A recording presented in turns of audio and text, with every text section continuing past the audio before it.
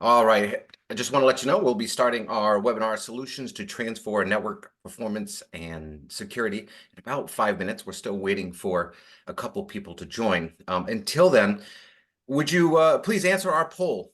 It's right there, should be right there in front of you, and give us some insights on why you attended and some of the things that you're challenged with today.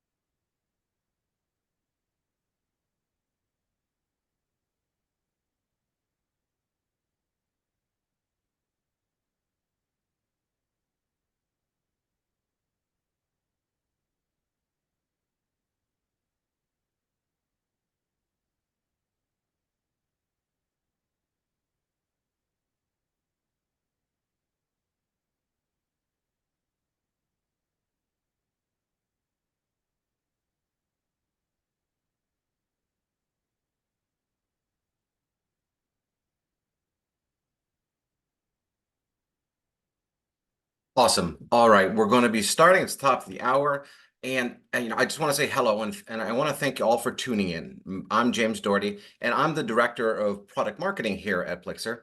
And I also want to introduce Delita from marketing, and she's going to help us with the questions and to make sure everything is running correctly in the background. I also want to note with that. We encourage you to ask questions in the audience Q&A panel, and it's located at the bottom of your screen. And we'll do our best, of course, to answer it.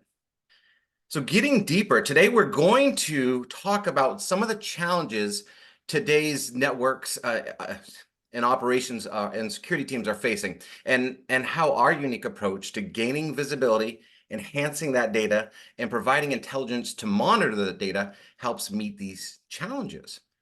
So with that, I'm excited to introduce George Matthews, who is VP of Product Management here at Plixer.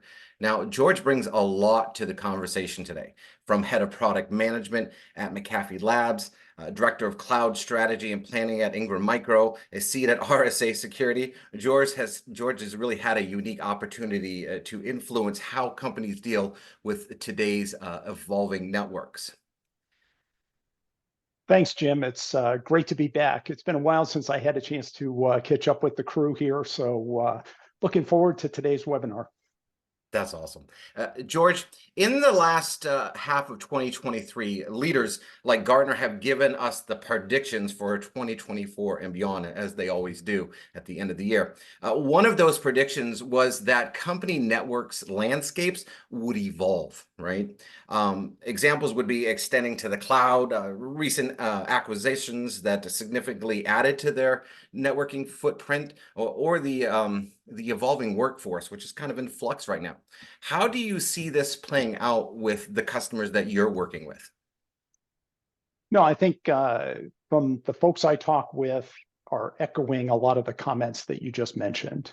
You know, if I were to summarize what I'm hearing from folks, it really boils down to three areas: people, process, and technology. From a technology perspective, we've seen over the last couple of years a great expansion of the IT infrastructure, replacement of, say, MPLS technology with SD-WAN technology, virtualization of networks, the evolution of networks from completely on-prem to a hybrid cloud environment. At the same time, through the pandemic, we've got work from home presenting a unique set of challenges, as well as extending our existing networks to partner networks and how those all play together. From a process perspective, we've expanded, from a security perspective, expanded the attack surface. That really presents us with some interesting challenges in terms of the volume of alerts, the visibility we have into that extended infrastructure. In many cases, we have tools that have been established by the network team or the security team, but those tools typically are in the dozens. And a lot of data is locked away within those tools, making it difficult to do effective triage. And lastly, there's the area of people. And this is it seems like the age-old problem of not enough skilled resources to go around. How do we make those resources most effective? Simple math. If we have an alert that comes up, it may take, say, on average, 10 minutes to investigate an alert to determine whether or not it warrants further investigation. If you have one individual doing that, maybe they can do 6 an hour. And over an 8-hour shift, assuming they don't take any breaks, they're going to do roughly 50 of these.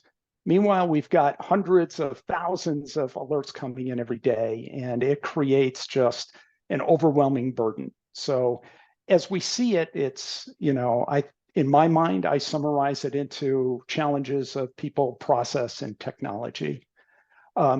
A great example for the folks on the webinar today, kick back and think about the last time you accessed a web application and it started to run slow. So where's the problem? Is it on the back-end server somewhere in the cloud? Did they not allocate enough resources to it? Is the cloud service provider experiencing a problem? Is it somewhere in the wide area network that connects you to that cloud application? Is it on your local area network? Maybe somebody's downloading or streaming some video that's creating congestion. Or is it actually on your PC? What were you doing on that PC immediately before you started seeing the problem? So because we've adopted this very flexible pattern of being able to address various business needs, we also introduce these subtle problems and issues with trying to hone in on the root of the problem and where we need to go to fix it. And that seems to be a common challenge across everybody I talk to. And one thing that you mentioned is that in the world today, there are so many people, a limited amount of people who can actually, work on these incidents and digging into them. One of the things that Gardner also pointed out is that, if things stay the way they are, well, that's okay. We can build some tools to mediate that.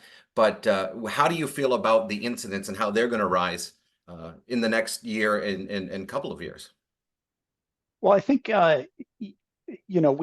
we as a community of professionals, both in network and security, have adopted this philosophy that, we want to detect things immediately. And a lot of times the tools that we've deployed are really around this detection and enforcement. So if you think about network access control, for example, I want to limit devices that are entering onto my network unless they are sanctioned devices. So, somebody tries to get on the network, we shut them down, end of conversation. And that provides us with perhaps an interesting data point. It shows up in the log file of the NAC solution, gets passed along to the SIM. But in essence, they're an isolated data point. And we're heavily reliant on the skills and expertise and heroics of the operations folks to figure out, oh, this piece is connected to this piece, and even though they show up as disparate pieces of information, perhaps in a SIM solution, I'm able to weave together the story and then start to take action. And ultimately, we believe that there needs to be a ground shift in that strategy, that instead of looking at this detect and enforce paradigm, we need to start looking at more of a continuous visibility approach, right? There's interesting data that exists at the time of the detection, but it would also be very useful to understand what happened immediately before that and what happened after that. So that gives us the context around the event and able to correlate that then with observations we may be seeing from some of these other tools. So we're building a deeper story with that. Exactly. And that actually leads us in today's subject. And my next question to you is really, how is the way Plixer approaches these challenges, the ones that we just discussed, unique from other vendors? And I think we don't want to dismiss any of your other tools. They're all valuable, but I think George has a great position on this of how we add to this in a unique way. Exactly. From a vendor perspective, Plixer's been providing solutions for a number of years. As all good engineers, we develop new products that actually fit particular customer needs. But what that leaves you with is a collection of disparate products that you can put into effect to solve particular problems. And so, when we take a step back and talk with our customers and understand what they need, what we're finding is they're looking for something beyond just here's a product with a bunch of features. They're looking to solve particular use cases. And I think our visibility before, during, and after is best delivered as part of an overall platform solution. So this approach differs from the way we, shipped products in the past. We've sold products to customers in the past. There's a fundamental set of capabilities that we see our customers need for network detection and response or network performance monitoring. And rather than piecemeal those out, what the platform gives us is an approach that I can deliver a set of capabilities that our customers can roll out on a schedule that best fits their needs without having to turn it all on at once, go through that learning curve all at once. And, it creates a better experience for our customers. Selfishly speaking, it also has an interesting side effect for our engineering organization. So rather than, you know, having to figure out all the combinations and permutations of products that a customer may be running and where do we want to put in new capabilities or features, by delivering our solutions now as a platform, and that's the Plixer One part of this conversation, it allows us to have a standard profile that are of technologies and capabilities that our customers are using, which allows us to more effectively make a decision about where we want to insert new capabilities, extend capabilities, have a tighter integration across the various underpinnings of the product. And I mean, that's really getting to the point. Now, as I mentioned earlier, the changes or the challenges that we're facing in the future is we need visibility. We need to monitor that traffic, and we need to be able to use that information to stop or lessen the impact of an event. And I really want you to help us better understand, is this why, right? Is this why we're moving to the new platform, which you kind of brushed on there a few minutes ago? And what are the users' gains for that? Can you just give some examples on that idea? Sure. Maybe it's best if I put up some slides since I'm doing kind of the arm wave here. But take control, George. Absolutely. All right. Here we go. And hopefully you can see that, Jim. I can see it. Let's make sure everybody else does. Yeah. Okay. So this is a diagram of the Plixer One platform architecture. A lot of big words, but basically what we're trying to do is take a lot of the common technologies that we have built in the past, more tightly integrate them and deliver them as a series of capabilities. So, you know, you can see up at the top, this is the same platform that we use for security use cases and for network use cases. We apply some different machine learning algorithms and models, some slightly different data analytics, depending upon whether it's a security or network use case, but it's a common foundation. And a lot of this for the existing Plixer customers who may be on this webinar is built on top of the Plixer Scrutinizer platform. So when we start talking about the platform, keep in mind that it fits in the same user interface that you already are familiar with. So there's no additional training. You're going to start to see some additional capabilities that may show up as new tabs in the user interface. There may be some new reports, some new analytics, but fundamentally, operationally, it's the same product that they know and love. So across the center of the screen is really the 7 major areas, functional areas that are part of the Plixer One platform. So over on the far left side is ingestion, enrichment, and retention. And over the last little while, we've been greatly expanding our ingestion capabilities. So across the bottom of the screen, you can see we now ingest information about endpoints and IoT devices. You know, getting a clear picture of the environment and what assets are there is vitally important for security and for network. We ingest information around identities. So not only is this an IP address, but it's actually logged in from this particular person. Information about applications and services that may be running, network information, and more recently, more and more information through cloud workloads. And many of our customers are currently running in hybrid environments where part of it is on-prem, part of it is in the cloud, and being able to deliver Plixer One as a single pane of glass that gives them visibility into those environments is key. And George, I do want to, can you tell us a little bit about what cloud environments we are supporting at the moment? Because I find that really exciting. Oh, man. Yeah.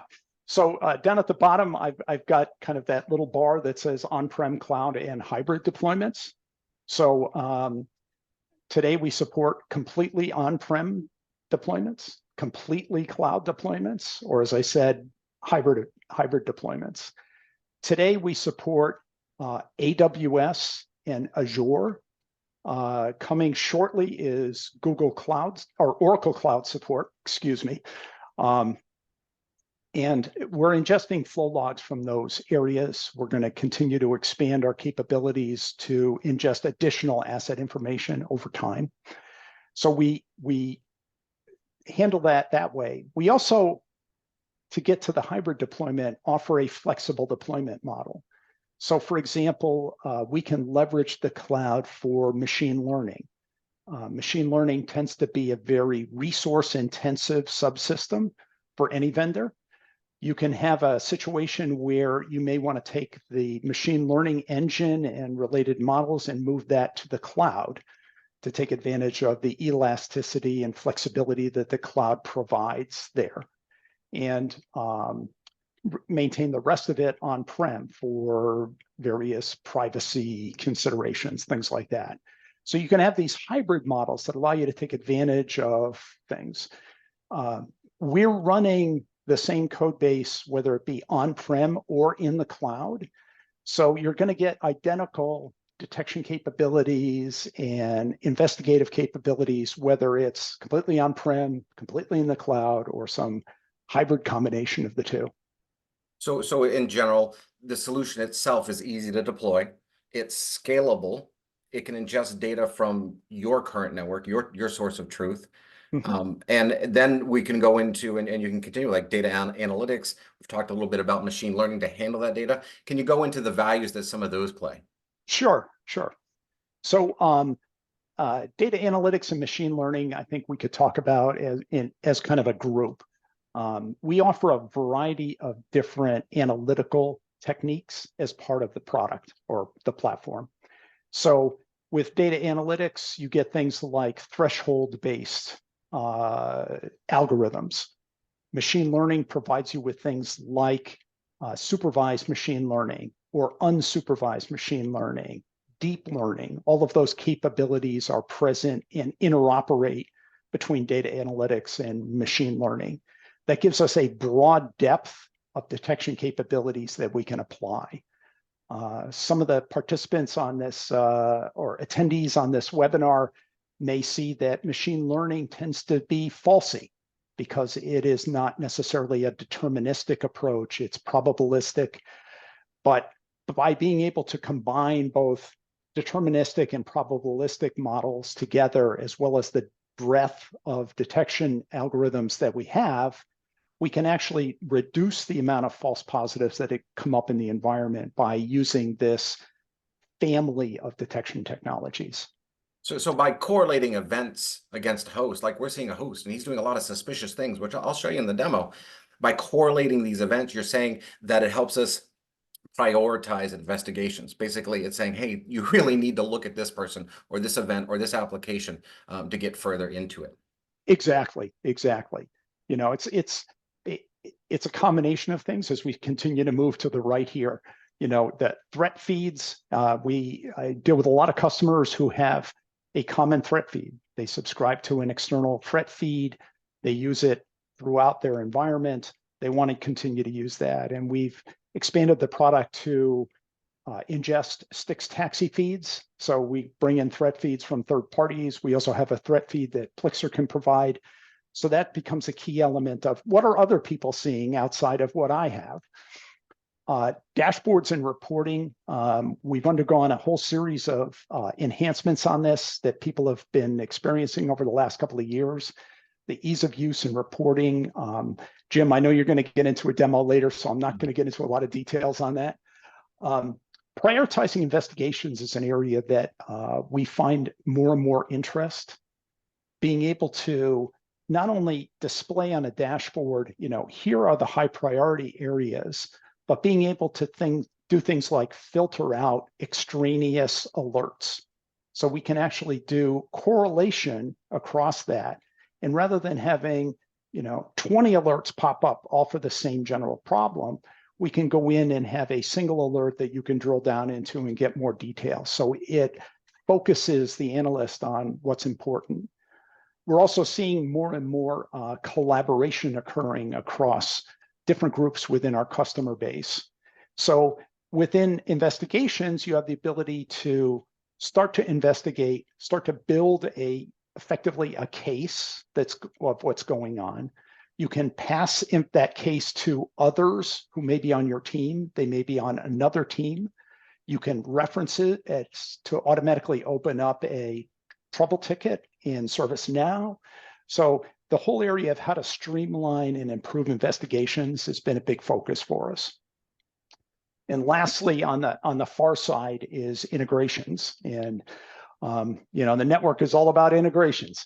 And so what we've been able to do is a number of enhancements. We've traditionally been a front end for customer SIMs.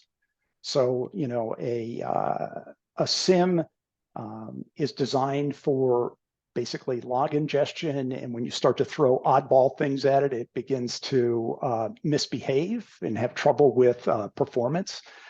There are various vendors who will provide solutions to that, but a lot of our customers actually take Plixer and front end their SIM. So Plixer does all of the network analysis and will send event information or alert information over to the SIM via things like syslog, Ceph, and the data remains in Plixer so they can do a drill down into the specific areas of interest there. That's been a very traditional use case. More recently, we've done a lot of work on integrating third parties for additional correlation and context. So for example, Plixer can recognize when a new device enters onto the network. Through our integration with Tenable, we can instruct Tenable that, hey, there's a new device on the network, go do a scan on that. We also have bidirectional integration with Microsoft Defender for endpoint. So while we're heavily reliant on endpoint protection tools, sometimes they can be bypassed.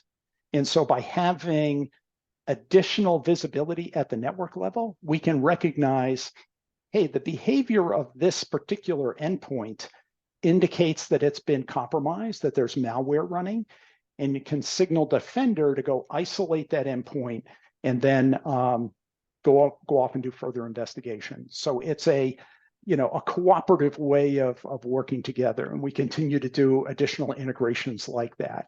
But that's the idea behind the platform. It's really, let's talk about functional areas. Let's talk about use cases as opposed to speeds and feeds and features.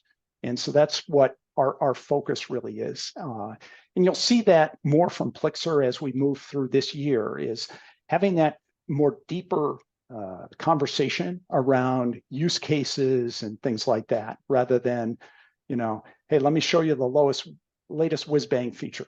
And so, yeah. George, I'm going to jump onto the demo here because I really want to start showing some of the things that you've mentioned, and also I'm going to ping you on a couple of them because I want to go deeper. Just Okay. everybody see my screen? Yeah. Yep. All right, so we're looking at the heart of the application, and we're able to start seeing every conversation that's going across the network, and we're storing it historically, and we provided that intelligence that George has mentioned to start analyzing that traffic. And first, we're going to talk about a NetOps scenario, really, how we're going to just, investigate issues on the network. Something's happening. So let's just say maybe somebody's calling in and they say, I can't get to Salesforce. That's a great reference to George's story. Like, well, Salesforce kind of exists in the cloud, but we have our connections on our network. And so how can I start getting into that information? Well, I'm going to go to my Explore screen, and I'm going to go to my exporters. This is one of the entry points. There's multiples there, but I don't want to waste your time. This is one of the common ones. Somebody's calling up, I received a ticket, whatever is going on, and I need to dig down further and find out what's happening. Now, let's just assume that this guy right here is red, and it's letting me know this is the interface that I really want to start digging into. The minute I click onto that, I'm presented with a lot of reports. We have something called automatic template recognition. Really what that means to you is the minute we get that first bit of flow data, we're going to start generating the reports. It's that simple. But here in this situation, I'm just going to go to the default report because I want to start learning about what was happening during that time period. And I see, well, every conversation that was going on during that event's timeline. Now I can go further back, and as George mentioned, I can see what happened before, during, and after this event, but I really want to start seeing what was happening. Just a quick pivot, and I can start seeing things like what applications were being used during that time period. That would be valuable. First off, I want to see if Salesforce is on here. I've got some Skype traffic coming on. I can start immediately understanding what's consuming that traffic. And I can start digging down into these to find out who was involved with it. Like maybe in our network, Skype does not have priority. And I could go in here and I can start seeing the QoS tags and all the information that's going on there. But why am I seeing Skype? It's really not supposed to be on here. It's consuming network bandwidth. And in itself, it might be consuming a lot of network bandwidth because, well, they're using video or whatever is going on there. I know it's kind of a, weird situation, but yeah, we can get into those conversations. And I can start seeing everybody who is involved with it. So I can start seeing hosts. I can start seeing who was talking to who, what they were saying, how much data was passing. I can get into that information. Now, one thing I kind of wanted to ping George on is we bring this to another level. Like I've already mentioned, we have every conversation. We're storing it historically. We've got all the other bits of information like performance metrics and things that you would find in this flow data. But what we do is we also enhance that data. And some things that we enhance that data with is endpoint. As George mentioned, I kind of want you to touch a little bit on that, and also how we've evolved with machine learning specifically for NetOps in this situation to help analyze that traffic and what our end users are going to benefit by using them. Sure. So one of the things that we've done, and I saw it on that previous slide, was endpoint analytics. So what we've done is released a subsystem as part of the Plixer One platform that is able to agentlessly identify endpoints, discover them, profile them, everything from what operating system they're running, where they're attached to the network, and so on. And we can use that information then to augment the observations that we're seeing here within the core flow information that Jim is demonstrating. So for example, we may see that there's a tremendous amount of FTP traffic leaving our company. It would make sense for us to drill down into that. And it's more than just an IP address. It's what device is at that IP address? Where's it located? Who owns that? And so we can provide additional color to that. So we may find that it's a multifunction printer that suddenly has been converted through various types of malware into an FTP server and is actually exfiltrating scanned documents outside of our company. So by being able to quickly not only identify the traffic, but the device itself, we can go in and isolate the device. We can investigate the device. This is quite often a source of concern with IoT devices, right? The IoT device gets dropped onto the network. Initially, we know it's been blessed because it came from the factory and it's all set, but it could get compromised somehow along the way after deployment. And this gives us an ability to actually look at that without having to deploy an agent. We know when it came on. We know the last time we saw it. Things like that. So very valuable supplementary information that we add. From a machine learning perspective, again, going back to that mantra of before, during, and after, on the network side, one of the things we've done is added forecasting and capacity planning to our capabilities. So by being able to observe network traffic patterns in the past and what it's currently doing, we can then forward project capacity needs going into the future. And that time horizon is one that can be set by the user to whatever period of time they're interested in. This was a very popular topic of conversation in the fall. We had a lot of network teams that we were talking to that were going through budgeting for the new year for 2024. A lot of interest in How do I forecast over the course of the next year how my network is going to change? We're also seeing interest on customers that are migrating workloads to the cloud. So once we remove this workload, how is that traffic pattern going to shift from perhaps being an on-prem application to a cloud-based application?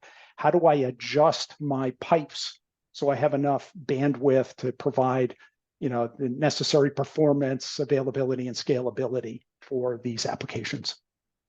And so in this example, going back to what the predictions are, network companies, networks, they need visibility in it, and we're doing that. Or we're providing from the point something gets onto your network to the cloud, visibility into all their conversations and other supporting data to let you know what that device is, where it exists, and what it was doing, who they were talking to, and all those things that we've addressed.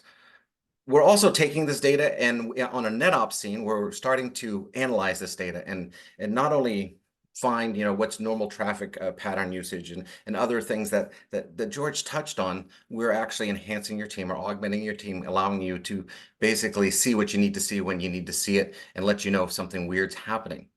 And then moving forward, you're able to do something with this data, whether it's our application, our solution saying, hey, you know what, you need to dig into this. This is an alert. We need to find out more, or another application alerts you on it. We're going to be that source of truth because we have every conversation that is related to that network operations incident. Now, that being said, we also serve the SecOps team, the security side of the teams. And that's, of course, in today's world, that's the big topic that everybody's talking about. But the truth is this data foundation that we're talking about serves both teams. And here in this example, you've received an alert, an alarm, whether it's from us, is from your SIM, or another application. Because remember how we talked about in the beginning that all your tools are valuable, but we're looking to complete that story with enhanced data and intelligence that goes along with it. And in this situation, you received an alert alarm. More than likely, it's from our application. We need to start getting in and finding out what's going on. I'm just going to weigh this a little heavier and start seeing which policies have been violated the most by a host. Now, there's different ways to get into this, but you've received an alarm. It's saying 192, 168, 123. This is something you need to look at. This is somebody that you really need to get into. I see they violated 5 policies. Well, what does this mean? It's all about having that information handy during that time period. And I apologize. Now I see what's going on.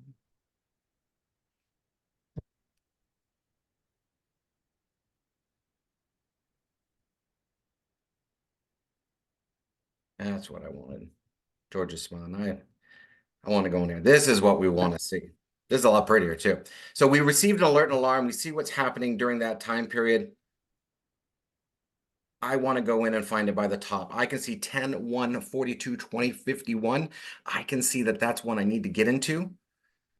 And I get this 10,000 foot view of what's going on. I can start seeing, first off, there's some reconnaissance going on. I can see we got ICMP ports unreachable, so they're pinging ports. They're doing IP scans, fin scan, SYN scan. We're seeing a lot of reconnaissance going on here. We also start seeing that this one host was talking to other hosts that have a reputation. They shouldn't be talking to them. We don't want them hanging around with that host. On top of that, I also saw that there was a rogue DNS communication going on. So this guy, he's heavy, and I need to look into him. And from that point, I can even get to any one of these reports and see where he was talking to it and find out what those conversations were. But to be honest with you, this is enough information that I need to dig down further. I need to find out exactly what's happening during that time period. So I'm just going to click on the traffic tab here in this incident for host 10, 142, 2051, and it's going to start giving me options to go to, endpoint information, find out where it exists on, when it came on my network, where it exists on it, what it is. That enhances that conversation data. Then it's going to allow me to start seeing things like what applications were being used, what who they were talking to, and I can start seeing a couple of things in this situation.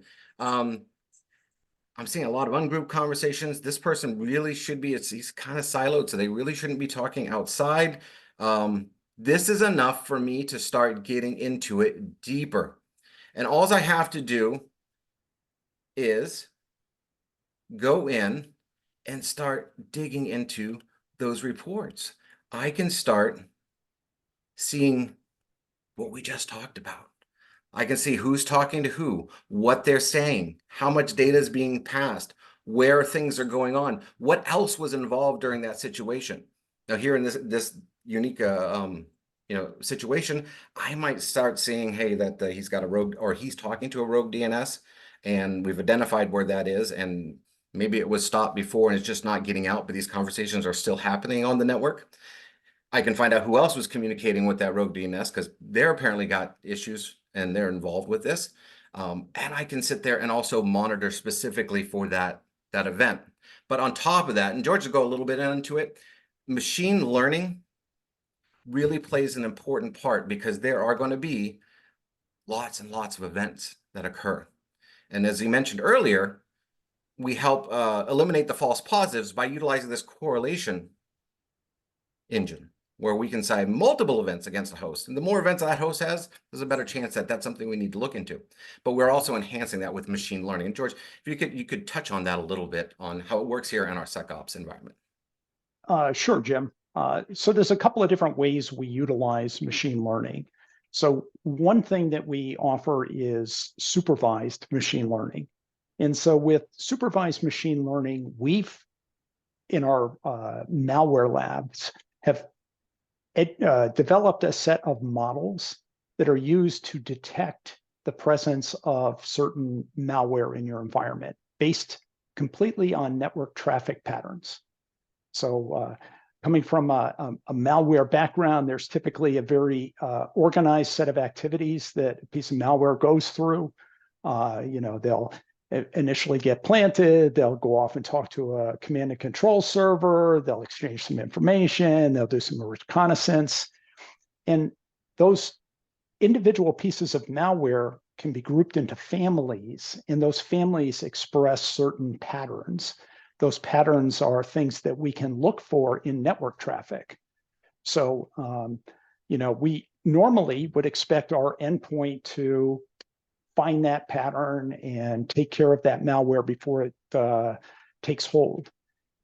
Oftentimes, that endpoint protection solution is bypassed in various ways.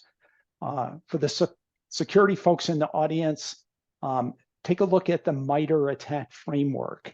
And if you look for the tactic that has the largest number of techniques, it becomes the evasion bypass tactic. So basically, our adversaries are out there trying to bypass controls like endpoint and have it serve their purpose, right? Defense evasion here. And so that's one area that we use machine learning. Another area that we use is unsupervised machine learning. So with unsupervised machine learning, we're actually learning your environment. We're not shipping it with a set of models that are pre-canned to look for malware. We're actually shipping it with a set of models that will begin to develop an understanding and a baseline of your environment over the first few days. Once it's done that, we can then use that baseline to look for anomalies that may be occurring in the environment.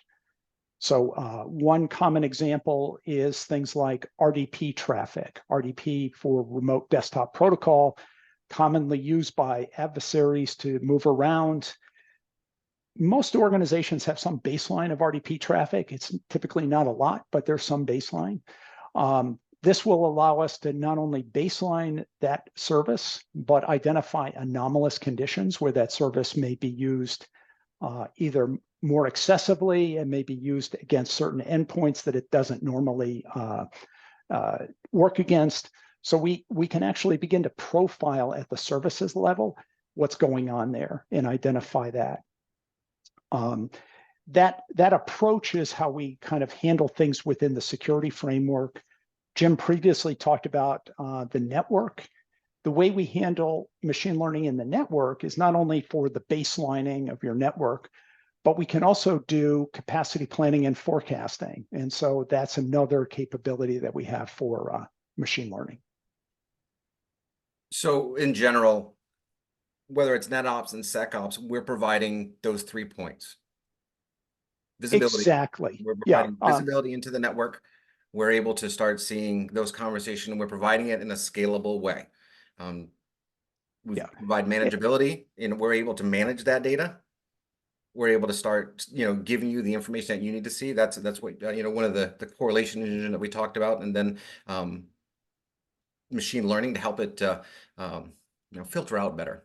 And we also provide better intel. And I think this is an important one. It augments your current team. It helps give you more information in your incident workflows, and interacts with your current tool set by providing actionable data. Sounds salesy, but it goes back to that.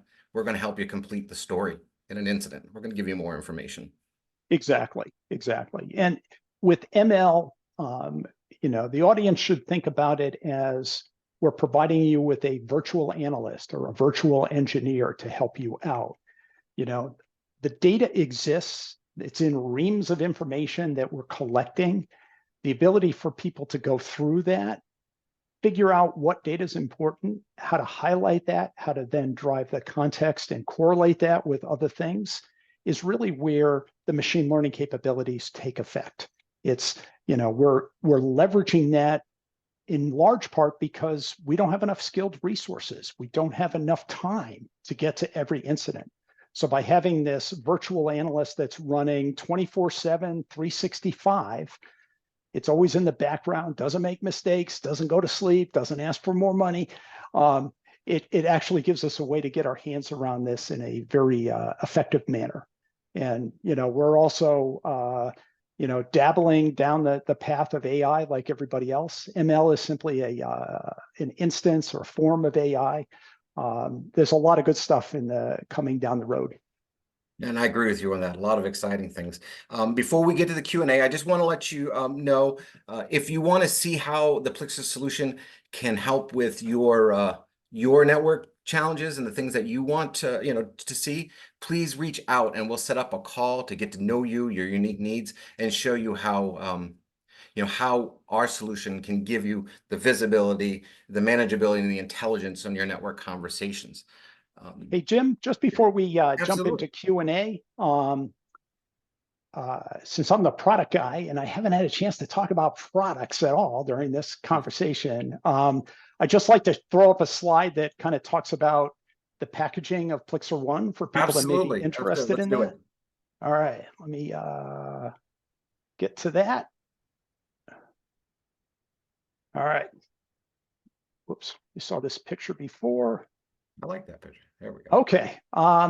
So for those of you who are interested in getting more information, this is the Plixer One packaging.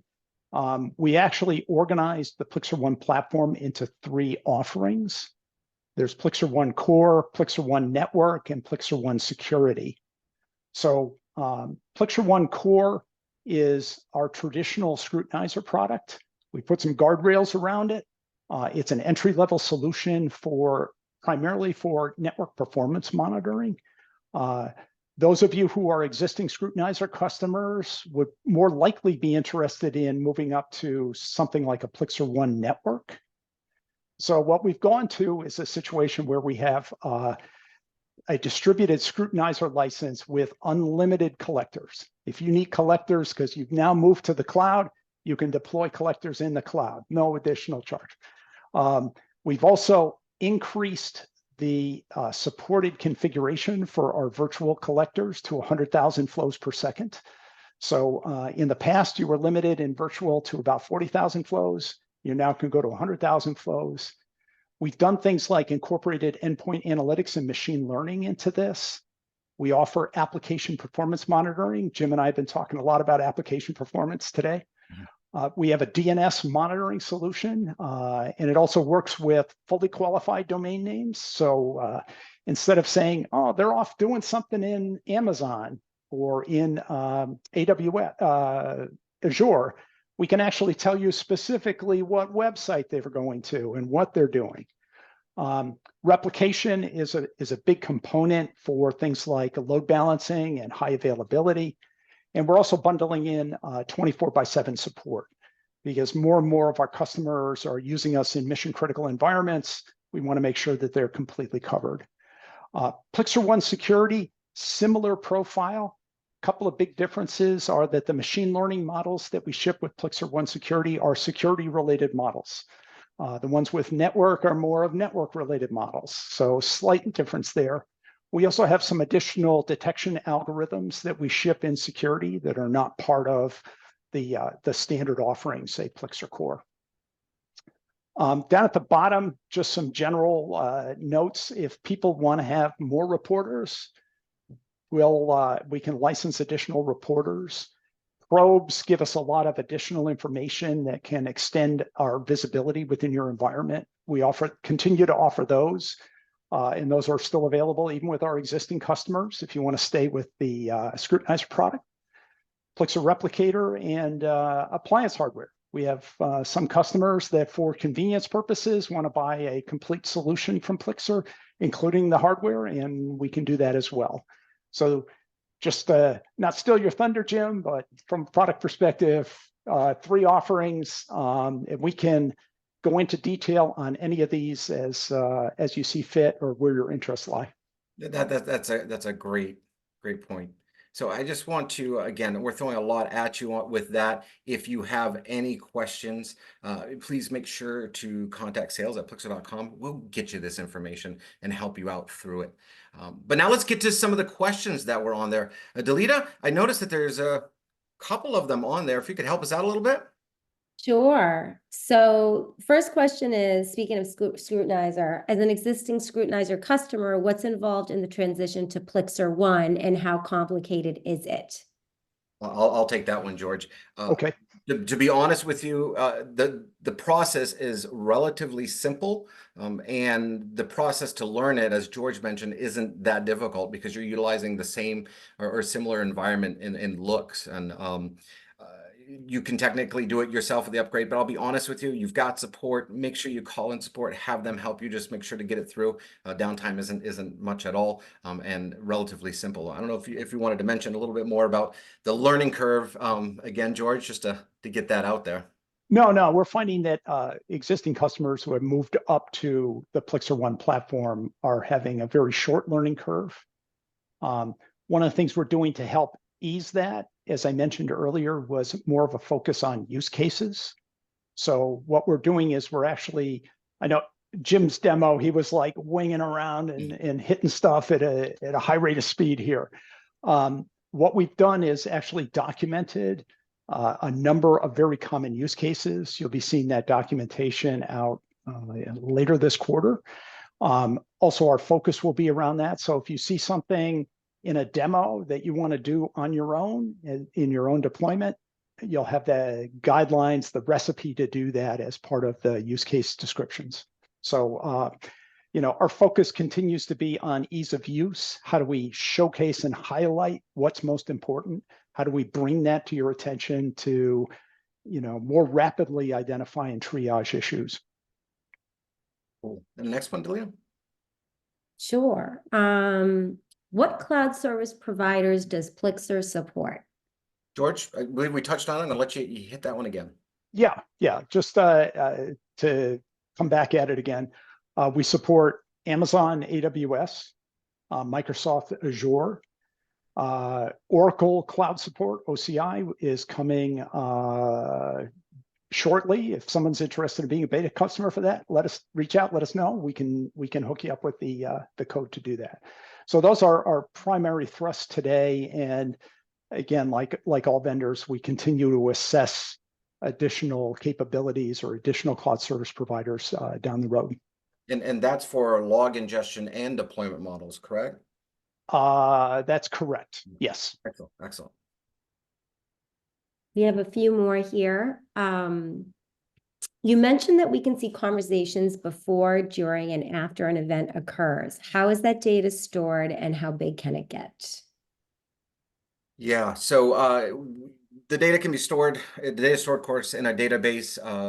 There's multiple ways that you are able to retain that information. And of course, I'd work with support on finding about, how much space that's going to take. Again, remember, it's based on a UDP foundation. So it's not as much as like as a packet capture or any of the traditional tools. And you can store it for as long as you need to.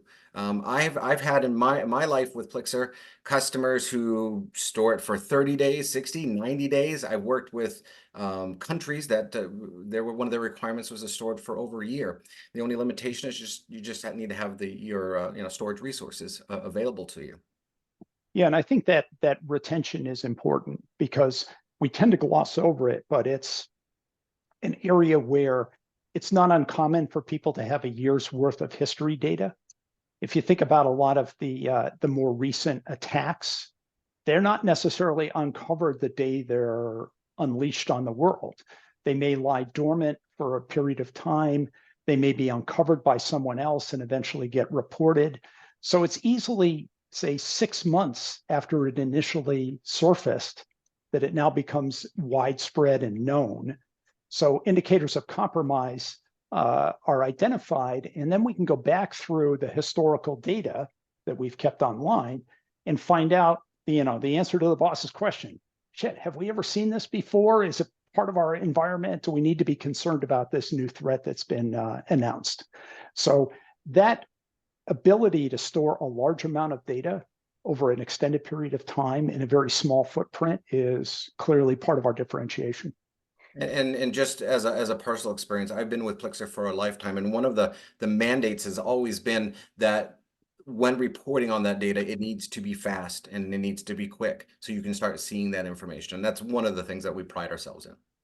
Yeah, in fact, I was just thinking we were mentioning that about our host-to-host indexing capabilities. Yes, so yeah. There are a number of customers that they get inquiries from 3-letter government agencies about whether or not anyone's ever talked to this IP address. So they need to do these searches that span basically the entire employee and server population against IP address to IP address. And one of the enhancements we did back over a year ago was host-to-host indexing, where they can quickly get an answer to that. One of our large customers used to run that report in a different vendor's product, and it would take them overnight to run it. Now they're getting that information back within 2 or 3 minutes. So it's a significant advantage using the technologies that we've had on the back end for data storage. And I don't want to beat this one to death, but there's one more aspect of that just kind of wasn't asked. It's like not only do we have the data retention, we have the reporting ability, but we also have the exporting ability. And we don't need to really get into that. If you have some questions, let us know. But you can export that data for whatever executive level or governmental reports that you need to have. We have a few more. Somebody's asking those 40K or 100K flow numbers in the various packaging options, are those unsampled or sampled flow rates? Those are unsampled flow rates. So just to give the broader audience some context, there are capabilities to sample flows. Typically, this is referred to as S-flow. So sampled flow is useful for broad observations on network performance. Where it begins to fall down is when you really need that core level detail and being able to understand exactly what happened. So the flow rates that we're talking about are unsampled flow rates. This is raw flow data that we're ingesting. And just that's one more aspect on that, George. The 40,000, 100,000. Also, just a little snippet, if you don't mind, tell us a little bit how we can get into the millions of flows per second in our current deployment model. Oh, sure. Yeah. So those are flow rates per collector. So oftentimes customers will deploy multiple flow collectors. I was on a customer call yesterday. They've got 7 flow collectors spread across their environment. Those decisions about flow collectors may be influenced by the rates. So as Jim said, if you need to handle 1 million flows per second, if you deploy 10 collectors at 100,000 flows per second, you've got that capacity. It may also be useful from a distributed deployment perspective. So a company that has multiple locations or multiple data centers, you can distribute collectors across there and still bring information together in a single reporting infrastructure. So there are various ways that collectors can be deployed and configured. But scalability wise, we have customers that are doing over 1 million flows per second in a distributed environment. And I'm sure there'll be a lot of questions about that. So guys, if you do have a question, it's like, hey, you know what? That sounds like it's going to fit my environment. I like what I've heard so far. Again, sales@plixer.com. Just let us know. We'll show you how it works and how you can start getting that information. And then we have one last question. It's sort of a two-parter though. Somebody's asking for a brand new customer, what is the learning curve? And if I don't use your hardware, what hardware do I need? Is this per site? And for AWS, do you have a virtual machine? Okay. A couple of different questions in there. Yeah. Yeah. The first one is learning curve. Let's go with that one, George. The learning curve. Okay. The learning curve is one that we see customers coming up to speed quite rapidly. There's a set of, I think, as Jim pointed out, kind of core reports that are made available. So as soon as we begin to ingest data, customers can begin to see results out of that. We have a customer support organization that spends a lot of time helping customers get up to speed, properly configured, and up and running on this. We have continuing education things. Jim is involved in a lot of those sessions. We also do periodic health checks to get customers up to speed on new capabilities, as well as making sure they're optimized their environment. So it depends upon the individuals that are involved, but typically the ramp time is on the order of a couple of weeks, not months or years to get up to speed. And the second question was, what if we have our own environment? So if you maybe give us some insight on installing it on their network, whether it's getting a appliance, a virtual appliance, or in the cloud, and do we have cloud instances specifically for that? Yeah, so we make the software available as virtual machine images that you can deploy. We provide guidance on this is the recommended hardware or the VM configurations that you should be considering for this. We also will take into account things like your expected growth and things like that when we try and do the sizing with you. We ourselves source our hardware from another large vendor that you're probably familiar with that doesn't deserve any publicity, so I won't get into the details. For cloud deployments, we provide machine images for that. So we make an image available. We can help you with deployment of that image in your cloud service provider environment. And as you mentioned, the engines themselves can be deployed in the cloud, like machine learning. And that's just a big one that's going there with the customers that we're dealing with. It just depends on the side. And sometimes they do want to just offsite their machine learning because it's just a lot of awesome data to process. Yeah, and we've actually done a lot of work to optimize the machine learning deployment in the cloud. So for example, we use Terraform and Kubernetes and make it a truly cloud native environment for deploying that component of the overall platform. So yeah. Beautiful. Did we miss anything, Dalita? There's just one last question. Are you able to take action on an event? Yes, very much so. Yes, thank you.